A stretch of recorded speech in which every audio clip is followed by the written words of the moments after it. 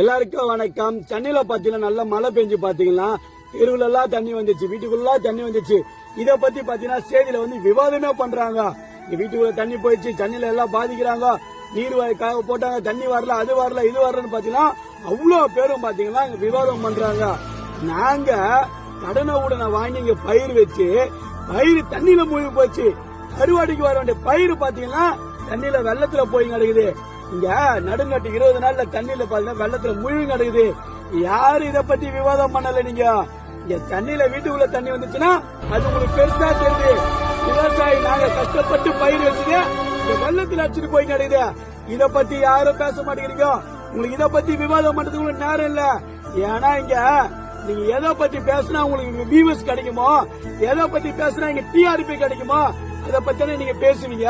விவசாயிகளை பத்தி பேசினா யாரு கேட்க போறாங்க, எதனால கேட்க மாட்டாங்க தெரியுமாங்க? என் தாத்தா முப்பாட்ட காலத்துல இருந்து, என் அப்பா காலத்துல இருந்து இன்னைக்கு என் காலம் வரைக்கும் நாங்க எல்லாம் சொல்றது ஒரே காரணம் தாங்க.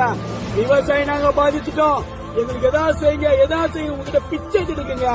நாங்க பண்ற பெரிய தப்பு அதுதாங்க.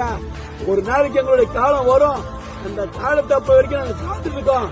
நீங்க ஒன்னா பாருங்களா, நாங்க எவ்வளவு வள்ளி வேதனோட நாங்க இருக்கிறோமோ ஒரு நாள் சோத்துக்கு நீங்க இதே வள்ளி வேதனோட நீங்க இருப்பீங்கன்றது மாதிரி ஞாபகத்தில் வச்சுக்கோங்க.